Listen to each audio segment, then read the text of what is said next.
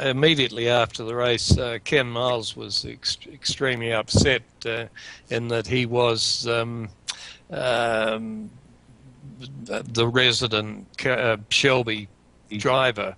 Having said that, both Bruce and I did a lot of testing for Ford and for Shelby in '65 and '66, and of course the X car, which was affectionately known as Big Ed after the Ford Edsel, that was built at the McLaren factory. I've always had mixed emotions about that result because early in the race we were the only car that started on Firestone tyres, and all the rest of the Fords were on Goodyears, and it was light rain at the start, and we started on an intermediate tyre that had never been tested, to be honest, at those sort of speeds, and we kept chunking or losing treads, and we had two or three pit stops early in the race and got ourselves well behind. Then the decision was made to switch the car onto Goodyear, which was a difficult decision at the time because both Bruce and I were contracted with Firestone.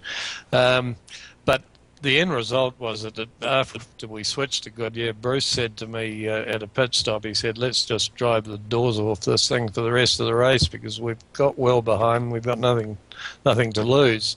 And by the next morning, we're actually in the lead. And at the point that the ease sign came out, and I really can't remember how many hours before the end of the race that was, but it was certainly 3 or 4 hours, we had a substantial lead, and Bruce, who was in the car at the time, slowed down, and Ken didn't, and caught us up and actually passed us in a pit stop. So I've always had mixed feelings about the so-called dead heat because given a straight race we would have won quite comfortably. So I've always sort of consoled myself to a degree with that.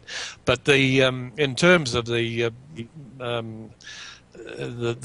tour around the states following the race, it was absolutely wonderful. We were very well received. We had a wonderful dinner in New York the first night we were there, and then went to Dearborn or Detroit, and I think we were in Chicago at one point, in Los Angeles, but it was a fantastic reception, and certainly there was no resentment on the part of the Ford hierarchy. The wrong people had won.